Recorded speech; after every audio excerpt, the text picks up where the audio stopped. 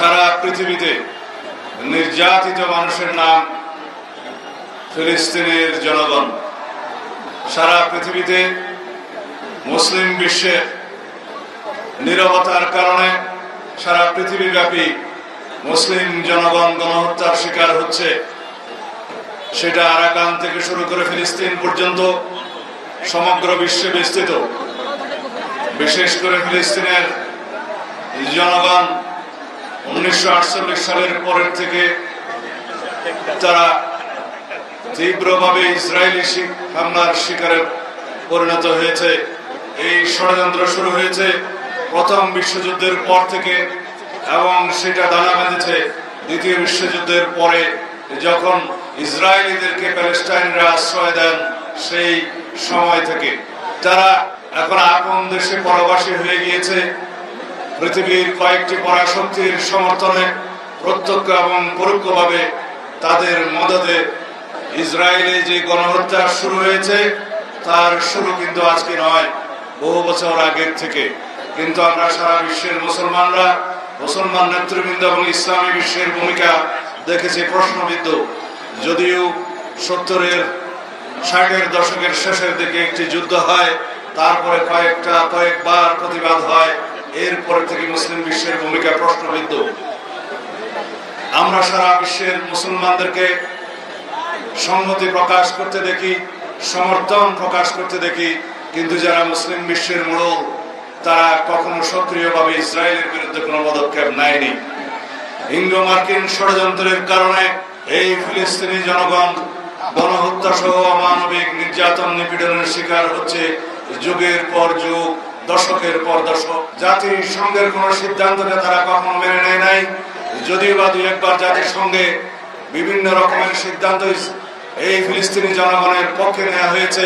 কয়েকটি পরাশক্তি তার বিরুদ্ধে ভেটো প্রদান করে সেগুলো কার্যকর করতে দেয়নি।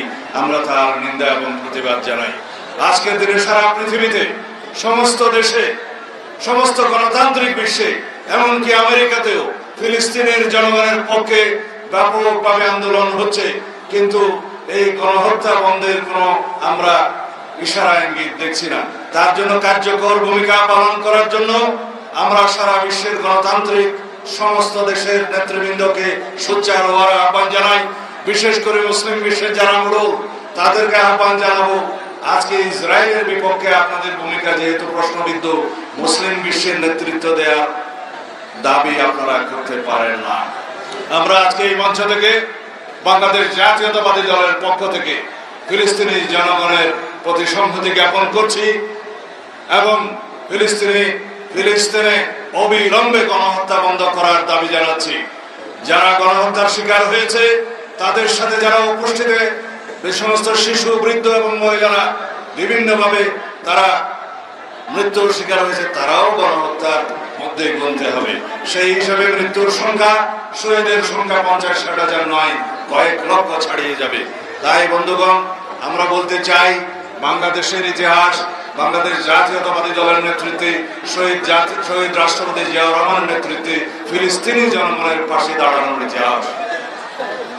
আওয়ামী লীগের ইতিহাস হচ্ছে ইসরায়েলকে পরোক্ষভাবে স্বীকৃতি দিয়ে বাংলাদেশের পাসপোর্ট থেকে ইসরায়েলে যাওয়া বন্ধ করার যে নিষেধাজ্ঞা ছিল সেটা তুলে দিয়ে আওয়ামী লীগ ইসরায়েলকে পরোক্ষভাবে স্বীকৃতি দিয়েছিল। আওয়ামী লীগ ইসরায়েল থেকে আড়ি পাতার যন্ত্র কিনে এদেশের রাজনৈতিক কর্মী সহ সামাজিক কর্মী, মানবাধিকার কর্মীদের জনগণের বিরুদ্ধে আড়ি পাতার যন্ত্র কিনে তারা যে নির্যাতন নিপীড়নের সূচনা করেছে তার সাথে ইসরায়েল জড়িত, ইসরায়েলের সাথে আওয়ামী লীগ জড়িত। আমরা তার নিন্দা এবং ধিক্কার জানাই। আমি আর বেশি বক্তব্য দেব না। আমরা যে প্রতিবাদ, যে নিন্দা জ্ঞাপনের ধারা শুরু করেছি, এটা যেন ফিলিস্তিনের জনগণের পাশে থাকার অব্যাহত প্রচেষ্টা হয়। সবাইকে ধন্যবাদ। আসসালামু আলাইকুম।